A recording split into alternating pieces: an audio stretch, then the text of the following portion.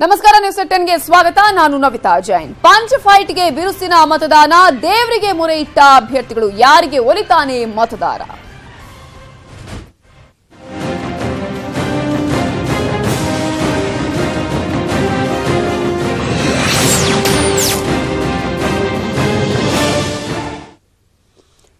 ಐದು ಕ್ಷೇತ್ರಗಳಲ್ಲಿ by election voting ನಡೀತಾ ಇದೆ. ಶಿವಮೊಗ್ಗ, ಮಂಡ್ಯ, ಬಳ್ಳಾರಿ ಲೋಕಸಭೆಗೆ ಚುನಾವಣೆ ನಡೀತಾ ಇದೆ. ರಾಮನಗರ, ಜಮಖಂಡಿ ವಿಧಾನಸಭೆಗೆ ಮತದಾನ ಆರಂಭ ಆಗಿದೆ. ಬೆಳಗ್ಗೆ 7 ಗಂಟೆಯಿಂದಲೇ ವೋಟಿಂಗ್ ನಡೀತಾ ಇದ್ದು, ಕೆಲವು ಕ್ಷೇತ್ರಗಳಲ್ಲಿ ನೀರಸ ಪ್ರತಿಕ್ರಿಯೆ ವ್ಯಕ್ತ ಆದರೆ ಕೆಲವು ಕ್ಷೇತ್ರಗಳಲ್ಲಿ ಉತ್ಸಾಹದಿಂದ ಜನ ವೋಟ್ ಮಾಡ್ತಾ ಇದ್ದಾರೆ. ರಾಮನಗರ, ಜಮಖಂಡಿ ವಿಧಾನಸಭಾ ಕ್ಷೇತ್ರಕ್ಕೆ ಮತದಾನ ನಡೀತಾ ಇದ್ರೆ ಈಗಾಗಲೇ ಮಂಡ್ಯ, ಶಿವಮೊಗ್ಗ ಹಾಗೆಯೇ ಬಳ್ಳಾರಿಗೆ ಲೋಕಸಭಾ ಕ್ಷೇತ್ರಕ್ಕೆ ಬೈ ಎಲೆಕ್ಷನ್ ಕೂಡ ನಡೀತಾ ಇದೆ. 5 ಕ್ಷೇತ್ರಗಳಲ್ಲಿ ಮತದಾನ ಮುಂದುವರೆದಿದೆ. 5 ಕ್ಷೇತ್ರಗಳಲ್ಲಿ ಬೆಳಗ್ಗೆ 9 ಗಂಟೆವರೆಗೆ ಸುಮಾರು ಎಷ್ಟೆಷ್ಟು ಪರ್ಸೆಂಟೇಜ್ ಅಷ್ಟು ವೋಟಿಂಗ್ ಆಗಿದೆ ಅನ್ನೋದನ್ನ ನೋಡ್ತಾ ಹೋದ್ರೆ ಶೇಕಡ 10ರಷ್ಟು ಮತದಾನ ಆಗಿದೆ. ಶಿವಮೊಗ್ಗದಲ್ಲಿ ಶೇಕಡ 8.61ರಷ್ಟು ಮತದಾನ ಆದರೆ ಬಳ್ಳಾರಿಯಲ್ಲಿ ಶೇಕಡ 4.40 ಮತದಾನ ಆಗಿದೆ. ಬೆಳಗ್ಗೆ 9 ಗಂಟೆವರೆಗೆ ಸುಮಾರು ಶೇಕಡ 10ರಷ್ಟು ಮತದಾನ ಕೂಡ ನಡೆದಿದ್ದು, ಬಳ್ಳಾರಿಯಲ್ಲಿ ಶೇಕಡ 4.40 ಮತದಾನ ಆದರೆ 8.61ರಷ್ಟು ಮತದಾನ ಶಿವಮೊಗ್ಗದಲ್ಲಿ ಆಗಿದೆ. ಇನ್ನು 5 ಕ್ಷೇತ್ರಗಳಲ್ಲೂ ಕೂಡ ಬೆಳಗಿನಿಂದನೇ ವೋಟಿಂಗ್ ಕೂಡ ಮುಂದುವರೆದಿದೆ. ಕೆಲವು ಕಡೆಗಳಲ್ಲಿ, ಅದರಲ್ಲೂ ಕೂಡ ಬಳ್ಳಾರಿಯಲ್ಲಿ ನಾವು ಗಮನಿಸಬಹುದು, ಬಳ್ಳಾರಿಯಲ್ಲಿ ತಾಂತ್ರಿಕ ದೋಷ ಮತಪಟ್ಟಿಗೆಯಲ್ಲಿ ಕಂಡು ಬಂದಿದೆ. ಜಮಖಂಡಿಯಲ್ಲಿ ಶೇಕಡ 10ರಷ್ಟು ಮತದಾನ ದಾಖಲಾಗಿದೆ. ರಾಮನಗರದಲ್ಲಿ ಶೇಕಡ 8ರಷ್ಟು ವೋಟಿಂಗ್ ಆಗಿದ್ದು, ಮಂಡ್ಯದಲ್ಲಿ ಶೇಕಡ 6ರಷ್ಟು ಮತದಾನ ದಾಖಲಾಗಿದೆ. ಇನ್ನು ಈಗಾಗಲೇ ನಾವು ಗಮನಿಸಬಹುದು, ಜಮಖಂಡಿಯಲ್ಲೂ ಕೂಡ ಮತದಾನದ ಪರ್ಸೆಂಟೇಜ್ ಅನ್ನು ಹೇಳ್ತಾ ಇದ್ದೀವಿ. ಶೇಕಡ 10% ಮತದಾನ ಕೂಡ ದಾಖಲಾಗಿದೆ. ಇಲ್ಲಿಯವರೆಗೆ 9 ಗಂಟೆಯವರೆಗೂ ಕೂಡ ರಾಮನಗರ ಶೇಕಡ 8ರಷ್ಟು ಮತದಾನ ಆಗಿದ್ರೆ, ಮಂಡ್ಯದಲ್ಲಿ ಶೇಕಡ 6ರಷ್ಟು ಮತದಾನ ನಡೆದಿರುವಂತಹ ಮಾಹಿತಿ ಈಗಾಗಲೇ ಲಭ್ಯ ಆಗಿದೆ. ಒಟ್ಟಾರೆ ಮತದಾರರು ಒಂದ್ ಕಡೆ ನೀರಸ ಪ್ರತಿಕ್ರಿಯೆ ವ್ಯಕ್ತ ಮಾಡ್ತಾ ಇದ್ರೆ, ಕೆಲವು ಕಡೆಗಳಲ್ಲಿ ಉತ್ಸಾಹದಿಂದ ವೋಟಿಂಗ್ ಕೂಡ ಮಾಡ್ತಾ ಇದ್ದಾರೆ. ಬೆಳಗ್ಗೆ 7 ಗಂಟೆಯಿಂದಲೇ ಮತದಾನ ಕೂಡ ನಡೀತಾ ಇದ್ದು, ಶಿವಮೊಗ್ಗದಲ್ಲಿ BS ಯಡಿಯೂರಪ್ಪ ಹಾಗೇನೆ ರಾಘವೇಂದ್ರ ಅಭ್ಯರ್ಥಿ ಇವರು ಕೂಡ ಈಗಾಗಲೇ ವೋಟಿಂಗ್ ಮಾಡಿದ್ದಾರೆ. ಹಕ್ಕು ಚಲಾಯಿಸಿರುವ ಒಂದು ದೃಶ್ಯವನ್ನ ಕೂಡ ನಾವು ಗಮನಿಸಬಹುದು. ಮಂಡ್ಯದಲ್ಲೂ ಕೂಡ ಬಿಜೆಪಿಯ ಅಭ್ಯರ್ಥಿ ವೋಟಿಂಗ್ ಮಾಡಿದ್ದಾರೆ. ಅದರಲ್ಲೂ ಕೂಡ ಸಿದ್ದರಾಮಯ್ಯ ಅವರು ವೋಟಿಂಗ್ ತನ್ನ ಪತ್ನಿಯ ಸಮೇತವಾಗಿ ಬಂದು ಅವರು ವೋಟಿಂಗ್ ಅನ್ನ ಮಾಡಿರುವ ದೃಶ್ಯವನ್ನ ಗಮನಿಸ್ತಾ ಇದ್ವಿ. ರಾಮನಗರದ JDS ಅಭ್ಯರ್ಥಿ, ಏಕೈಕ ಅಭ್ಯರ್ಥಿ ಇಲ್ಲಿ ಈಗಾಗಲೇ ಬಿಜೆಪಿಯ ಅಭ್ಯರ್ಥಿ ಇಲ್ಲಿ ಕಣದಿಂದ ಹಿಂದಕ್ಕೆ ಸರಿದಿದ್ದಾರೆ. ಮತಗಟ್ಟೆಯನ್ನ ಪರಿಶೀಲನೆ ಕೂಡ ಮಾಡಿದ್ದಾರೆ. ಅನಿತಾ ಕುಮಾರಸ್ವಾಮಿ ಅವರು ಬೆಳಗ್ಗೆ ಪೂಜೆಯನ್ನ ಮಾಡಿ ಮತಗಟ್ಟೆಯನ್ನ ಪರಿಶೀಲನೆ ಕೂಡ ಮಾಡಿದ್ದಾರೆ. ಇಲ್ಲಿ ಒಂದು ಇಂಟ್ರೆಸ್ಟಿಂಗ್ ವಿಷಯ ಏನಪ್ಪಾ ಅಂದ್ರೆ, ಅವರಿಗೆ ರಾಮನಗರದಲ್ಲಿ ವೋಟಿಂಗ್ ಇಲ್ಲ ಅನ್ನುವಂಥದ್ದು. ಹಾಗಾಗಿ ಬಂದು ಮತಗಟ್ಟೆಯನ್ನ ಪರಿಶೀಲನೆ ಮಾಡಿದ್ದಾರೆ. ಯಾವ ರೀತಿಯಾಗಿ ವೋಟಿಂಗ್ ನಡೀತಾ ಇದೆ ಅನ್ನೋದನ್ನ ಅನಿತಾ ಕುಮಾರಸ್ವಾಮಿ ಅವರು ಕೂಡ ನೋಡಿದ್ದಾರೆ. ಇವತ್ತು ಸಾಕಷ್ಟು ಜನರು ನಾವು ಗಮನಿಸಬಹುದು, ಬೆಳ್ಳಂಬೆಳಗ್ಗೆನೆ ದೇವಸ್ಥಾನಕ್ಕೆ ಹೋಗಿ ಪೂಜೆ ಪುನಸ್ಕಾರಗಳಲ್ಲಿ ಕೂಡ ತೊಡಗಿಕೊಂಡಿದ್ರು. ಮನೆಯಲ್ಲೇ ಪೂಜೆಯನ್ನ ಮಾಡಿದ್ದಾರೆ. ಬಳ್ಳಾರಿಯ ಬಿಜೆಪಿ ಅಭ್ಯರ್ಥಿ ಆಗಿರುವಂತಹ ಶಾಂತಾ ಅವರು ಕೂಡ ದೇವಸ್ಥಾನಕ್ಕೆ ಹೋಗಿ ಪೂಜೆಯನ್ನ ಸಲ್ಲಿಸಿದ ನಂತರ ಮತಗಟ್ಟೆಗೆ ಹೋಗಿ ಅವರು ವೋಟ್ ಅನ್ನು ಕೂಡ ಮಾಡಿದ್ದಾರೆ. ಎಸ್, ಹಾಗೆಯೇ BS ಯಡಿಯೂರಪ್ಪ ಹಾಗೆಯೇ ರಾಘವೇಂದ್ರ ಅವರು ಕೂಡ ದೇವಸ್ಥಾನಕ್ಕೆ ಹೋಗಿ ಶಿಕಾರಿಪುರದಲ್ಲಿ ದೇವರಿಗೆ ನಮನವನ್ನ ಸಲ್ಲಿಸಿ ಪೂಜೆಯನ್ನ ಮಾಡಿ ಆ ನಂತರ ವೋಟಿಂಗ್ ಬೂತ್ ಕಡೆಗೆ ಕೂಡ ತೆರಳಿದ್ದಾರೆ. ಮಂಡ್ಯದಲ್ಲೂ ಕೂಡ ಬಿಜೆಪಿ ಅಭ್ಯರ್ಥಿ ಸಿದ್ದರಾಮಯ್ಯ ಅವರು ತನ್ನ ಪತ್ನಿಯ ಸಮೇತವಾಗಿ ದೇವಸ್ಥಾನಕ್ಕೆ ಹೋಗಿ ಪೂಜೆಯನ್ನ ಸಲ್ಲಿಸಿದ ನಂತರ ಮತದಾನದ ಕ್ಷೇತ್ರಕ್ಕೆ ಅಥವಾ ಆ ಒಂದು ವೋಟಿಂಗ್ ಬೂತ್ಗೆ ಹೋಗಿದ್ದಾರೆ. ಒಟ್ಟಾರೆ ಈಗಾಗಲೇ ಎಲ್ಲರೂ ಕೂಡ ಇಲ್ಲಿ ದೇವರ ಮೊರೆ ಹೋಗಿರೋದನ್ನ ನಾವು ಗಮನಿಸಬಹುದು. ವೋಟಿಂಗ್ ಆಗೋದಕ್ಕಿಂತ ಮುಂಚೆ, ತಾವು ಮತವನ್ನ ಚಲಾಯಿಸೋದಕ್ಕಿಂತ ಮುಂಚೆ ಈಗಾಗಲೇ ಎಲ್ಲರೂ ದೇವರ ಸೇವೆಯನ್ನ ಮಾಡುವಂತಹ ಪ್ರಯತ್ನವನ್ನ ಮಾಡಿದ್ದಾರೆ.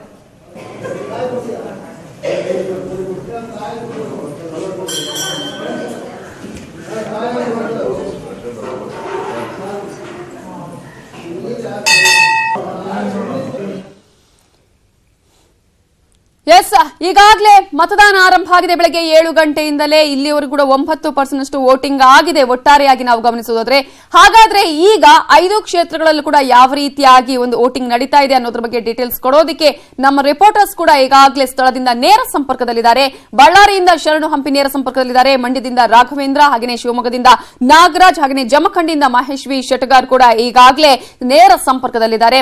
ಇನ್ನು ಶರಣು ಹಂಪಿ ಈಗಾಗಲೇ ಬೆಳಗಿನಿಂದನೇ ನಾವು ಗಮನಿಸ್ತಾ ಇದ್ವಿ, ಒಂದು ರೀತಿಯಲ್ಲಿ ತುಂಬಾ ಉತ್ಸಾಹದಿಂದ ಬಳ್ಳಾರಿಯಲ್ಲಿ ಮತದಾರರು ಇವತ್ತು ವೋಟ್ ಅನ್ನ ಮಾಡೋದಕ್ಕೆ ರೆಡಿ ಆಗಿದ್ರು ಅಂತ ಹೇಳಿ. ಆದ್ರೆ ವೋಟಿಂಗ್ ಪರ್ಸೆಂಟ್ ಇಲ್ಲಿಯವರೆಗೂ ಕೂಡ ನೋಡಿದ್ರೆ ಸ್ವಲ್ಪ ಕಡಿಮೆ ಆದಾಗೆ ಅನ್ನಿಸ್ತಾ ಇದೆ. ಸದ್ಯಕ್ಕೆ ಯಾವ ರೀತಿಯಾಗಿ ಈಗ ವೋಟಿಂಗ್ ನಡೀತಾ ಇದೆ? ಏನಾದ್ರೂ ಪ್ರಾಬ್ಲಮ್ ಆಗಿದ್ದು ಸಾಲ್ವ್ ಆಯ್ತಾ ಅಲ್ಲಿ ತಾಂತ್ರಿಕ ದೋಷದ್ದು?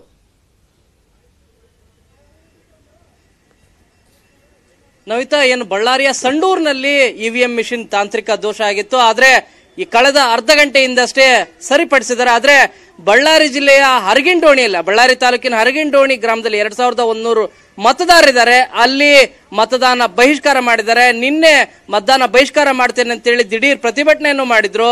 ಜಿಲ್ಲಾಧಿಕಾರಿಗಳು ಆಗಮಿಸಿ ಅವರನ್ನ ಮನವೊಲಿಸುವಂತ ಪ್ರಯತ್ನ ಮಾಡಿದ್ರು. ಆದ್ರೆ ನಮಗೆ ಶಾಶ್ವತವಾಗಿ ಕುಡಿಯೋ ನೀರಿನ ಸಮಸ್ಯೆನ ಬಗೆಹರಿಸುವವರೆಗೂ ಕೂಡ ನಾವು ಮತದಾನ ಮಾಡೋದಿಲ್ಲ ಅಂತೇಳಿ ಇಂದು ಮತಗಟ್ಟೆಗೆ ಯಾರೊಬ್ಬರು ಕೂಡ ಹೋಗದೆ ಮತದಾನ ಮಾಡಿಲ್ಲ. ಈ ಮೂಲಕ ತಮ್ಮ ಆಕ್ರೋಶವನ್ನ ವ್ಯಕ್ತಪಡಿಸಿದ್ದಾರೆ. ಇನ್ನು ಮತಗಟ್ಟೆಯಲ್ಲಿ ಕೆಲಸ ಮಾಡಲಿಕ್ಕೆ ಆಗಮಿಸಿದಂತ ಸಿಬ್ಬಂದಿ, ಚುನಾವಣಾ ಅಧಿಕಾರಿ ಸಿಬ್ಬಂದಿ ಒಬ್ರು ಕೂಡ ಮೃತರಾಗಿದ್ದಾರೆ. ನಿನ್ನೆ ಆರೋಗ್ಯ ಸರಿಯಿಲ್ಲ ಅನ್ನೋ ಕಾರಣಕ್ಕಾಗಿ ಅವರನ್ನ ತಮ್ಮ ಸ್ವಂತ ಊರಿಗೆ ಕಳಿಸ್ಕೊಳ್ಳಲಾಗಿತ್ತು. ಅಂದ್ರೆ ಕುರುಗೋಡ್ನಲ್ಲಿರುವಂತಹ ಶಿಕ್ಷಕ ರವೀಂದ್ರ ಅವರು ಮನೆಯಲ್ಲೇ ಇಂದು ಬೆಳಗ್ಗೆ ಮೃತರಾಗಿದ್ದಾರೆ. ಇದು ಚುನಾವಣಾ ಕರ್ತವ್ಯಕ್ಕೆ ಹೋದಾಗ ನಡೆದಿರುವಂತ ಘಟನೆ ಅಂತಾನೆ ಹೇಳ್ತಾ ಇರೋದು. ಇನ್ನು ಕುಟುಂಬ ಸಮೇತರಾಗಿ ಎಲ್ಲರೂ ಕೂಡ ಮತಗಟ್ಟೆಗೆ ಆಗಮಿಸಿ ಪ್ರಜಾಪ್ರತಿನಿಧಿಗಳು ಮತದಾನವನ್ನು ಮಾಡ್ತಾ ಇದ್ದಾರೆ. ಬಿಜೆಪಿ ಅಭ್ಯರ್ಥಿ ಜೆ ಶಾಂತ ಮತಗಟ್ಟೆಗೆ ಆಗಮಿಸುವ ಮುನ್ನ ಟೆಂಪಲ್ ರನ್ ಮಾಡಿದ್ರು. ಬಳ್ಳಾರಿಯಲ್ಲಿರುವಂತಹ ಕೋಟೆ ಮಲ್ಲೇಶ್ವರ ದೇವಸ್ಥಾನ ಮತ್ತು ಶ್ರೀ ಕನಕದುರ್ಗಮ್ಮ ದೇವಸ್ಥಾನ ಅಲ್ಲಿ ಕೂಡ ಹೋಗಿ ಮೊದಲು ದೇವರನ್ನ ಭೇಟಿ ಮಾಡಿ ಪೂಜೆಯನ್ನ ಮಾಡಿದ್ರು. ಅಲ್ಲಿ ಪೂಜೆ ಮಾಡಿದ ನಂತರವಷ್ಟೇ ಆಗಮಿಸಿ ಮತಯಾಚನೆ ಇಲ್ಲಿ ಮತಗಟ್ಟೆಗೆ ಆಗಮಿಸಿ ತಮ್ಮ ವೋಟಿಂಗ್ ಅನ್ನ ಮಾಡಿದ್ದಾರೆ. ಇನ್ನು ಹೊಸಪೇಟೆಯಲ್ಲಿ ಕಾಂಗ್ರೆಸ್ ಶಾಸಕ ಆನಂದ್ ಸಿಂಗ್ ಅವರು ಕುಟುಂಬ ಸಮೇತರಾಗಿ ಆಗಮಿಸಿ ಅಲ್ಲೂ ಕೂಡ ವೋಟನ್ನ ಹಾಕಿದ್ದಾರೆ. ಇನ್ನು ಬೇರೆ ಬೇರೆ ಭಾಗದಲ್ಲಿ ಇಲ್ಲಿರುವಂತ ಕಾಂಗ್ರೆಸ್ನ ಅಭ್ಯರ್ಥಿ ಉಗ್ರಪ್ಪ ಅವರು ವೋಟಿಂಗ್ ಮಾಡಿಲ್ಲ, ಯಾಕಂದ್ರೆ ಅವರಿಗೆ ಇಲ್ಲಿ ವೋಟಿಂಗ್ ಇಲ್ಲ. ಆದ್ರೆ ಕೊಂಡೆಯವರು MLC ಆದಂತ ಕೊಂಡೆಯವ್ರ ಜೊತೆಗೆ ಆಗಮಿಸಿ ಏನ್ ಮತಗಟ್ಟೆಗಳನ್ನ ವೀಕ್ಷಣೆ ಮಾಡಿದ್ದಾರೆ. ಪಡ್ಕೊಳ್ತೀನಿ ಶರಣು ಹಂಪಿ, ಇದ್ರ ಬಗ್ಗೆ ಇನ್ನಷ್ಟು ಮಾಹಿತಿ ನಿಮ್ಮಿಂದ ಕಲೆಕ್ಟ್ ಮಾಡ್ತೀನಿ. ಈಗಾಗಲೇ ಮಂಡ್ಯದಲ್ಲಿ ಯಾವ ರೀತಿಯಾದಂತಹ ಸಿಚುವೇಶನ್ ಇದೆ ಅನ್ನೋದ್ರ ಬಗ್ಗೆ ಡೀಟೇಲ್ಸ್ ಕೊಡೋದಕ್ಕೆ ನಮ್ಮ ರಿಪೋರ್ಟರ್ ರಾಘವೇಂದ್ರ ಕೂಡ ನೇರ ಸಂಪರ್ಕದಲ್ಲಿದ್ದಾರೆ. ರಾಘವೇಂದ್ರ, ಎಷ್ಟರ ಮಟ್ಟಿಗೆ ಒಂದು ರೀತಿಯಲ್ಲಿ ಜನ ಉತ್ಸಾಹದಿಂದ ಮತದಾನ ಮಾಡ್ತಾ ಇದ್ದಾರೋ ಅಥವಾ ಅಲ್ಲೂ ಕೂಡ ನಿರುತ್ಸಾಹ ಕಾಣ್ತಾ ಇದೆಯಾ? ಯಾವ ರೀತಿಯಾದಂತಹ ಬೇರೆ ಬೇರೆ ಡೆವಲಪ್ಮೆಂಟ್ಸ್ಗೆ ಕಾರಣ ಆಗಿದೆ ಇವತ್ತಿನ ಎಲೆಕ್ಷನ್? ಹೌದು ನವಿತಾ, ಏನು ಮಂಡ್ಯದಲ್ಲಿ ನಡೆದಿರುವಂಥ ಉಪಚುನಾವಣೆ ಇದೆ. ಈ ಉಪಚುನಾವಣೆಯಲ್ಲಿ ಮತದಾರರು ಕೂಡ ಬಹಳ ಒಂದು ನಿರುತ್ಸಾಹವನ್ನು ತೋರ್ತಾ ಇದ್ದಾರೆ. ಬೆಳಿಗ್ಗೆಯಿಂದಲೂ ಕೂಡ ಮತಗಟ್ಟೆಗೆ ಬೆರಳಿಕೆಯಲ್ಲಿ ಮತದಾರರು ಬಂದು ಒಂದು ಮತವನ್ನು ಚಲಾಯಿಸುವಂಥದ್ದು ಕೂಡ ನಡೀತಾ ಇದೆ. ಯಾವುದೇ ಒಂದು ಮತದಾನ ಕೇಂದ್ರದಲ್ಲೂ ಕೂಡ ಸಾಕಷ್ಟು ಜನರು ಕೂಡ ಈ ಒಂದು ಮತಕೇಂದ್ರಗಳತ್ತ ಬರ್ತಾ ಇಲ್ಲ. ಜೊತೆಗೆ ಈಗಾಗಲೇ ಕೂಡ ಜಿಲ್ಲೆಯಲ್ಲಿ ಕೇವಲ 6% ಮಾತ್ರ ಒಂದು ಮತದಾನ ನಡೆದಿರುವಂಥದ್ದು ಜಿಲ್ಲೆಯಲ್ಲಿ ನಡೆದಿರುವಂಥ ಒಂದು ನಿರುತ್ಸಾಹ ಮತದಾನ ಪ್ರಕ್ರಿಯೆಗೆ ಒಂದು ಸಾಕ್ಷಿ ಅಂತ ಹೇಳ್ಬೋದು.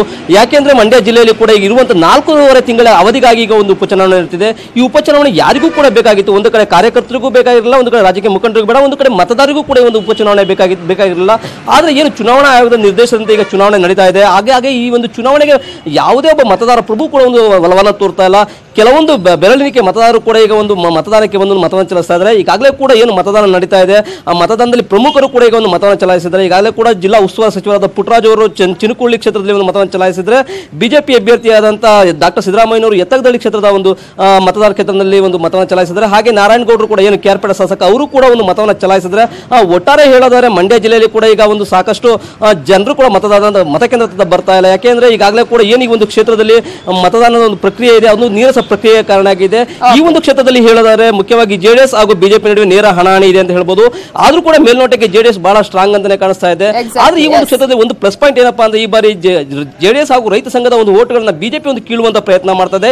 ಇದರಲ್ಲಿ ಬಿಜೆಪಿ ಎಷ್ಟರ ಮಟ್ಟಿಗೆ ಸಫಲ ಆಗುತ್ತೆ ಅನ್ನೋದು ಕೂಡ ಕಾಣಬೇಕಾಗುತ್ತೆ. ಯಾಕೆಂದ್ರೆ ಈ ಬಾರಿ ಏನು ಅದರ ಒಂದು ಒಳಜಗಳವನ್ನು ಎನ್ಕ್ಯಾಶ್ ಮಾಡಲಿಕ್ಕೆ ಬಿಜೆಪಿ ನಾಯಕರು ಕೂಡ ಮುಂದಾಗಿರುವಂತದ್ದು. ಈಗಾಗಲೇ ಕೂಡ ಏನು ಬಿಜೆಪಿಯ ಮಾಜಿ ಮುಖ್ಯಮಂತ್ರಿ ಆಗಿದ್ದ ಯಡಿಯೂರಪ್ಪ ಸೇರಿದಂತೆ ರಾಜ್ಯ ನಾಯಕದ ಅಶೋಕ್ ಅವರು ಈ ಒಂದು ಕ್ಷೇತ್ರದಲ್ಲಿ ಸಾಕಷ್ಟು ಪ್ರಚಾರವನ್ನ ಮಾಡಿ ಏನು ಒಂದು ಕಾಂಗ್ರೆಸ್ ಹಾಗೂ ಏನು ರೈತ ಸಂಘದ ಒಂದು ಒಡಕಿತ್ತು, ಆ ಒಡಕನ್ನು ಎನ್ಕ್ಯಾಶ್ ಮಾಡಿಕೊಳ್ಳುವ ಮೂಲಕ ಬಿಜೆಪಿ ಈ ಬಾರಿ ಒಂದು ಸತಾಯಕತೆ ಒಂದು ಅಸ್ತಿತ್ವವನ್ನು ಕಳಿಸಿಕೊಳ್ಬೇಕು ಅಂತ ಹೇಳಿ ನೆತ್ತಲ್ಲಿ ಈ ಒಂದು ಕ್ಷೇತ್ರದಲ್ಲಿ ಮತ ಪ್ರಚಾರ ಮಾಡ್ತಾ ಇದ್ದಾರೆ. ಆದ್ರೂ ಕೂಡ ಇದು ಎಷ್ಟರ ಮಟ್ಟಿಗೆ ಒಂದು ಈ ಒಂದು ಕ್ಷೇತ್ರದಲ್ಲಿ ಸಫಲ ಆಗುತ್ತೆ ಅನ್ನೋದು ಕಾಣಬೇಕಾಗುತ್ತೆ. ಮಂಡ್ಯದಲ್ಲಿ ಪ್ರಮುಖವಾಗಿ ಎರಡು ವಿಶೇಷ ಘಟನೆಗಳು ನಡೆದಿವೆ. ಒಂದು ನಾನು ನಿಮ್ ಜೊತೆ ರಾಘವೇಂದ್ರ, ಹಾಗೆಯೇ ಶಿವಮೊಗ್ಗದ ಕಡೆ ನಾವು ನೋಡೋದಾದ್ರೆ, ಇನ್ನು ಶಿವಮೊಗ್ಗದಲ್ಲಿ ಒಂದು ರೀತಿಯಲ್ಲಿ ಜಿದ್ದಾಜಿದ್ದಿನ ಕಣವಾಗಿ ಮಾರ್ಪಾಡ ಆಗಿದೆ. ಹಾಗಾಗಿ ನಾಗರಾಜ್, ಅಲ್ಲಿ ಯಾವ ರೀತಿಯ ಸಿಚುವೇಶನ್ ಇದೆ? ಜನರು ಅಲ್ಲೇ ಆದ್ರೂ ಉತ್ಸಾಹದಿಂದ ಮತದಾನ ಮಾಡ್ತಿದಾರಾ, ಹೇಗೆ?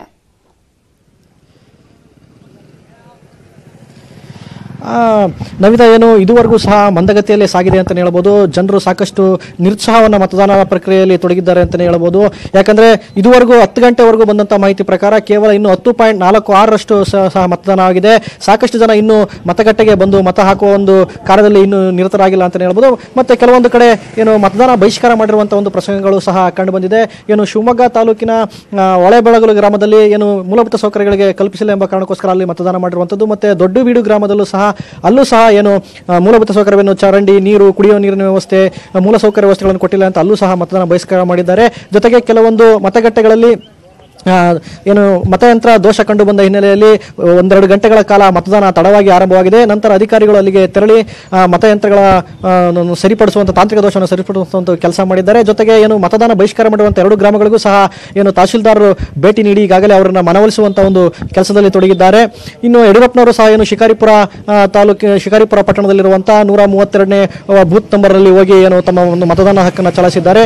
ಬಿಜೆಪಿ ಅಭ್ಯರ್ಥಿ ರಾಘವೇಂದ್ರ ಸಹ ಅಲ್ಲಿ ಮತದಾನ ಹಕ್ಕನ್ನು ಚಲಾಯಿಸಿದ್ದಾರೆ. ಏನು ಹುಚ್ಚರಾಯ ಸ್ವಾಮಿ ದೇವಸ್ಥಾನಕ್ಕೆ ತೆರಳಿ ಅಲ್ಲಿ ವಿಶೇಷ ಪೂಜೆ ಸಲ್ಲಿಸಿ ನಂತರ ರಾಘವೇಂದ್ರ ಸ್ವಾಮಿ ಮಠಕ್ಕೆ ತೆರಳಿ ಅಲ್ಲೂ ಸಹ ಪೂಜೆ ಸಲ್ಲಿಸಿ ನಂತರ ಅವರು ಬಂದು ಮತದಾನ ಹಕ್ಕನ್ನು ಚಲಿಸಿದ್ದಾರೆ. ಮಧು ಬಂಗಾರಪ್ಪನವರು ಏನು ಶಿವಮೊಗ್ಗದ ಅವರ ಮನೆಯಲ್ಲಿ ವಿಶೇಷ ಪೂಜೆಯನ್ನ ಅವರೇನು ಚಂದ್ರಗುತ್ತಿ ದೇವಿ, ರೇಣುಕಾಂಬ ದೇವಿ ಏನಿದ್ದಾಳೆ ಅವಳಿಗೆ ಪೂಜೆ ಸಲ್ಲಿಸಿದ್ದಾರೆ. ಈಗ ತಾನೇ ಅವರು ಏನು ಶಿವಮೊಗ್ಗದಿಂದ ಅವರು ಕುಬ್ಟೂರು ಗ್ರಾಮಕ್ಕೆ ಹೋಗ್ತಿದ್ದಾರೆ. ಕುಬ್ಟೂರು ಗ್ರಾಮದಲ್ಲಿರುವಂತಹ ಮತಗಟ್ಟೆಯಲ್ಲಿ ಅವರು ಈಗ ತಾನೇ ಮತ ಚಲಾಯಿಸಬೇಕಾಗಿದೆ. ಶರ್ಮಿತಾ, ಹಾಗೆ ನಮ್ಮ ಜೊತೆ ಈಗ ಜಮಖಂಡಿಯಿಂದ ಮಹೇಶ್ ವಿ ಶೆಟ್ಟಗಾರ್ ಕೂಡ ನೇರ ಸಂಪರ್ಕದಲ್ಲಿದ್ದಾರೆ. ಮಹೇಶ್, ಈಗಾಗಲೇ ಎಲ್ಲಾ ಕಡೆ ಒಂದು ರೀತಿಯಲ್ಲಿ ನೀರಸ ಪ್ರತಿಕ್ರಿಯೆ ವ್ಯಕ್ತ ಆಗ್ತಾ ಇದೆ ಅಂತ ಹೇಳಿ, ಹೋಗ್ತಾ ಹೋಗ್ತಾ ಆ ಒಂದು ಉತ್ಸಾಹ ಬರಬಹುದೇನೋ ಮತದಾರರಲ್ಲಿ ಅಂತ ಹೇಳಿ, ಜಮಖಂಡಿಯಲ್ಲಿ ಯಾವ ರೀತಿಯಾಗಿದೆ? ಜನ ಅಲ್ಲಾದ್ರೂ ಉತ್ಸಾಹದಿಂದ ವೋಟಿಂಗ್ ಮಾಡ್ತಾ ಇದ್ದಾರಾ? ಅಲ್ಲೇ ಸೇಮ್ ಸಿಚುವೇಶನ್ ಹೇಗೆ?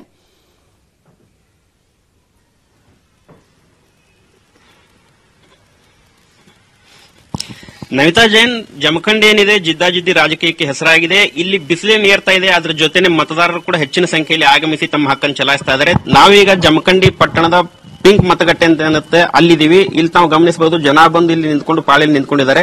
ಇದುವರೆಗೆ ಸುಮಾರು 12% ಮತದಾನ ದಾಖಲಾಗಿದೆ. ಈ ಒಂದು ಪಿಂಕ್ ಮತಗಟ್ಟೆ ಏನಿದೆ, ಈ ಒಂದು ಪಿಂಕ್ ಮತಗಟ್ಟೆಯಲ್ಲಿ 5 ಜನ ಸಿಬ್ಬಂದಿ ಏನಿದ್ದಾರೆ ಎಲ್ಲರೂ ಮಹಿಳೆಯರಿದ್ದಾರೆ. ಅವ್ರ ಜೊತೆ ಭದ್ರತೆಗೆ ಏನು ಕೊಟ್ಟಿದ್ದಾರೆ 3 ಜನ ಸಿಬ್ಬಂದಿ, ಅವರು ಕೂಡ ಮಹಿಳೆಯರು. ಈ ಮತಗಟ್ಟೆ ಒಳಗಡೆ ಏನು ಕೆಲಸ ಮಾಡ್ತಾ ಇದ್ದಾರೆ ಸಿಬ್ಬಂದಿಗಳು, ಅವರು ಕೂಡ ಪಿಂಕ್ ಸಾರಿ ಉಟ್ಟು ಇಲ್ಲಿ ಬಂದಿದ್ದಾರೆ. ಈ ಒಂದು ಪಿಂಕ್ ಮತಗಟ್ಟೆ ಎದುರುಗಡೆ ರಂಗೋಲಿ ಹಾಕಿಬಿಟ್ಟು ಮತದಾರರನ್ನ ಸ್ವಾಗತ ಮಾಡಲಾಗ್ತಾ ಇದೆ. ಈಗ ಸುಮಾರು ಜನರು ನಾವು ಇಲ್ಲಿ ಗಮನಿಸಿದ್ವಿ, ಈ ಮಹಿಳೆಯರೇನಿದ್ದಾರೆ ಈ ರಂಗೋಲಿ ಹಾಕಿದ್ರೆ ನೋಡ್ಬಿಟ್ಟು ಚಪ್ಪಲಿಯನ್ನು ಹೊರಗಡೆ ಬಿಟ್ಟು ಮತ ಹಾಕೋಕೆ ಒಳಗಡೆ ಹೋಗ್ತಾ ಇದ್ರು. ಆದ್ರೆ ಭದ್ರತೆಗೆ ಸಿಬ್ಬಂದಿಯನ್ನು ನಿಯೋಜಿಸಿದ್ರು. ಅವ್ರು ಹೇಳಿದ್ರು ಇಲ್ಲ, ನೀವು ಚಪ್ಪಲಿ ಹಾಕೊಂಡು ಒಳಗೆ ಹೋಗಬಹುದು ಅಂತ ಹೇಳಿ. ಅಂದ್ರೆ ಒಂದು ಗೌರವ ಭಾವನೆ ಬರೋ ತರ ಇಲ್ಲೊಂದು ಮತಗಟ್ಟೆಯನ್ನ ಅಲಂಕಾರ ಮಾಡಲಾಗಿತ್ತು. ಈ ಜಮಖಂಡಿ ಬಗ್ಗೆ ಹೇಳ್ಬೇಕಂತಂದ್ರೆ, ಈ ಒಂದು ಬಾಗಲಕೋಟೆ ಜಿಲ್ಲೆಯಲ್ಲಿ 7 ವಿಧಾನಸಭಾ ಕ್ಷೇತ್ರಗಳಲ್ಲಿ 5ರಲ್ಲಿ ಬಿಜೆಪಿ ಅಭ್ಯರ್ಥಿಗಳಿದ್ದಾರೆ, 1ರಲ್ಲಿ ಕಾಂಗ್ರೆಸ್ ಅಭ್ಯರ್ಥಿ ಅಂದ್ರೆ ಮಾಜಿ ಸಿಎಂ ಸಿದ್ದರಾಮಯ್ಯ ಅವ್ರು ಗೆಲುವು ಸಾಧಿಸಿದ್ದಾರೆ. ಅವ್ರ ಜೊತೆ ಸಿದ್ದು ನ್ಯಾಮಗೌಡ ಅವರು ಗೆಲುವು ಸಾಧಿಸಿದ್ರು. ಆದ್ರೆ ಅವರು ಅಕಾಲಿಕ ನಿಧನದ ಹಿನ್ನೆಲೆಯಲ್ಲಿ ಒಂದು ಬೈ ಎಲೆಕ್ಷನ್ ನಡೀತಾ ಇದೆ.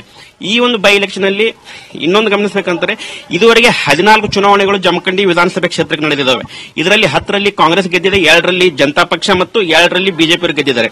ಈ 2ನೇ ಸಲ ಇಲ್ಲಿ ಬೈ ಎಲೆಕ್ಷನ್ ನಡೀತಾ ಇದೆ. ಈ ಹಿಂದೆ 1971ರಲ್ಲಿ ಇನ್ನೊಂದು ಬೈ ಎಲೆಕ್ಷನ್ ನಡೆದಿತ್ತು. ಆ ಒಂದು ಸಂದರ್ಭದಲ್ಲಿ ಶ್ರೀಶೈಲಪ್ಪ ಅತನೆ ಅಂತ ಹೇಳಿ ಗೆದ್ದಿದ್ರು. ಅವರು ಶಾಸಕರಾಗಿ ಪ್ರಮಾಣ ವಚನ ಸ್ವೀಕರಿಸಿದ್ರು. ಬೆಳಗ್ಗೆ ಸಂಜೆ ವೇಳೆಗೆ ಆ ಒಂದು ಸಂದರ್ಭದಲ್ಲಿ ಸರ್ಕಾರ ಪತನ ಆಗಿತ್ತು. ಅದು ಈ ಹಿಂದೆ ಅಂದ್ರೆ 1971ರಲ್ಲಿ ನಡೆದ ಬೈ ಎಲೆಕ್ಷನ್ ಚುನಾವಣೆ ಸಂದರ್ಭದಲ್ಲಿ ಘಟನೆ. ಈಗ ಮತ್ತೆ ಇಲ್ಲಿ ಬೈ ಎಲೆಕ್ಷನ್ ನಡೀತಾ ಇದೆ. ಕಳೆದ ಬಾರಿ ಚುನಾವಣೆಯಲ್ಲಿ ಇಲ್ಲಿ 75% ಮತದಾನ ದಾಖಲಾಗಿತ್ತು. ಈಗ ಜನರು ಹೆಚ್ಚಿನ ಸಂಖ್ಯೆಯಲ್ಲಿ ಉತ್ಸಾಹದಿಂದ ಮತ ಹಾಕ್ತಾ ಇರೋದನ್ನ ನೋಡಿದ್ರೆ ಈ ಪ್ರಮಾಣ ಇನ್ನೂ ಹೆಚ್ಚಾಗುವ ಸಾಧ್ಯತೆ ಇವೆ. Namita, okay, thank you Mahesh V Shettagar. ಹಾಗೇನೆ ಶರಣು ಹಂಪಿ, ರಾಘವೇಂದ್ರ, ನಾಗರಾಜ್ ಕೂಡ ಸಾಕಷ್ಟು ಮಾಹಿತಿಯನ್ನು ಕೊಟ್ಟಿದ್ದೀರಿ. Thank you so much. ಒಟ್ಟಾರೆ ಸ್ವಲ್ಪ ಬಿಸಿಲೇರ್ತಾ ಇದ್ದ ಹಾಗೆ ಜನ ಸ್ವಲ್ಪ ಉತ್ಸಾಹದಿಂದ ವೋಟ್ ಮಾಡುವಂತಹ ಪ್ರಕ್ರಿಯೆಗೆ ಮುಂದಾಗಿದ್ದಾರೆ. ಹಾಗಾಗಿ ಯಾವ ರೀತಿಯಾಗಿ ಜನ ಉತ್ಸಾಹದಿಂದ ವೋಟಿಂಗ್ ಮಾಡ್ತಾರೆ ಅನ್ನುವಂತಹ ಪ್ರತಿಕ್ಷಣದ ಮಾಹಿತಿಯನ್ನು ಕೂಡ ನಾವು ಕೊಡ್ತೀವಿ. ಇನ್ನು ರಾಮನಗರದ ಜೆಡಿಎಸ್ ಅಭ್ಯರ್ಥಿ ಆಗಿರುವಂತಹ ಅನಿತಾ ಕುಮಾರಸ್ವಾಮಿ ಅವರು ಕೂಡ ಮತಗಟ್ಟೆಗೆ ಬಂದು ಅಲ್ಲಿ ಪರಿಶೀಲನೆ ಮಾಡ್ತಾ ಇರುವಂತಹ ದೃಶ್ಯವನ್ನ ಕೂಡ ನೀವೀಗಾಗಲೇ ಗಮನಿಸ್ತಾ ಇದ್ರೆ. ಬೆಳಗ್ಗೆ ಪೂಜೆ ಮಾಡಿ ಅವರು ಕೂಡ ಮತಗಟ್ಟೆಗೆ ಆಗಮಿಸಿ ಜನ ವೋಟ್ ಮಾಡುವಂತಹ ವಿಧಾನವನ್ನು ಅಥವಾ ಜನರು ಬರ್ತಾ ಇದ್ದಾರೋ ಇಲ್ವೋ ಅನ್ನೋದನ್ನು ಕೂಡ ಪರಿಶೀಲನೆ ಮಾಡಿದ್ದಾರೆ. ಹಾಗೆ ಮತಯಂತ್ರ ಸರಿ ಇದೆಯೋ ಇಲ್ವೋ ಅನ್ನೋದ್ರ ಬಗ್ಗೆ ಕೂಡ ಮಾಹಿತಿಯನ್ನ ಕಲೆಕ್ಟ್ ಮಾಡಿರುವಂತಹ ದೃಶ್ಯವನ್ನ ಕೂಡ ನೀವು ಈಗಾಗಲೇ ಗಮನಿಸ್ತಾ ಇದ್ದೀರಾ. ಆದ್ರೆ ಯಾವುದೇ ಕಾರಣಕ್ಕೂ ಕೂಡ ಅನಿತಾ ಕುಮಾರಸ್ವಾಮಿ ಅವರಿಗೆ ಇಲ್ಲಿ ವೋಟಿಂಗ್ ಇಲ್ಲ ಅನ್ನುವಂಥದ್ದು ಇಲ್ಲಿ ಇಂಪಾರ್ಟೆಂಟ್ ವಿಷಯ ಅಂತಾನೆ. ಇನ್ನು ಬೇರೆ ಬೇರೆ ಕಡೆಯಲ್ಲೂ ಕೂಡ ನಾವು ಆಗ್ಲೇ ಮಾಹಿತಿಯನ್ನ ಕೊಡ್ತಾ ಇದ್ವಿ. ಸಾಕಷ್ಟು ಕ್ಷೇತ್ರಗಳಲ್ಲಿ ಜನ ನಿರುತ್ಸಾಹದಿಂದ ಮತದಾನವನ್ನ ಮಾಡುವಂತಹ ನಿಟ್ಟಿನಲ್ಲಿ ಇದ್ದಾರೆ. ಸೊ ಈಗಾಗಲೇ ನ್ಯೂಸ್ 18 ಕನ್ನಡ ಒಂದು ಕಳಕಳಿಯನ್ನ ಮಾಡ್ತಾ ಇದೆ. ನಿಮ್ಮ ಕ್ಷೇತ್ರದ ಜನರನ್ನ ಆಯ್ಕೆ ಮಾಡುವಂತಹ ಒಂದು ಅವಕಾಶ ನಿಮಗೆ ಸಿಕ್ಕಿದೆ, ದಯವಿಟ್ಟು ಹೋಗಿ ವೋಟ್ ಮಾಡಿ ಅನ್ನುವಂತಹ ಒಂದು ಕಳಕಳಿಯನ್ನ ನ್ಯೂಸ್ 18 ಕನ್ನಡ ಕೇಳ್ಕೊಳ್ತಾ ಇದೆ. ಹಾಗೇನೆ ಬೇರೆ ಬೇರೆ ಕಡೆಯಲ್ಲಿ ಬಳ್ಳಾರಿಯಲ್ಲಿ ಆಗಿರಬಹುದು, ಹಾಗೇನೆ ಮಂಡ್ಯದಲ್ಲಿ ಆಗಿರಬಹುದು, ಶಿವಮೊಗ್ಗದಲ್ಲಿ ಆಗಿರಬಹುದು ನೀರಸ ಪ್ರತಿಕ್ರಿಯೆ ವ್ಯಕ್ತ ಆಗ್ತಾ ಇದೆ. ಇನ್ನು ಬಿಸಿಲೇರ್ತಾ ಇದ್ದ ಹಾಗೆ ಜನ ಏನಾದ್ರೂ ವೋಟ್ ಮಾಡುವಂತಹ ಮನಸ್ಸು ಮಾಡ್ತಾರಾ ಅನ್ನೋದನ್ನ ಕಾದು ನೋಡಬೇಕು. ಬಳ್ಳಾರಿ ಆಗಿರಬಹುದು, ಶಿವಮೊಗ್ಗ ಸ್ವಲ್ಪ ಜಿದ್ದಾಜಿದ್ದಿನ ಕ್ಷೇತ್ರ ಆಗಿರೋದ್ರಿಂದ ಈಗಾಗಲೇ ಜನ ಉತ್ಸಾಹದಿಂದ ಮತವನ್ನ ಚಲಾವಣೆ ಮಾಡ್ತಿದ್ದಾರೆ.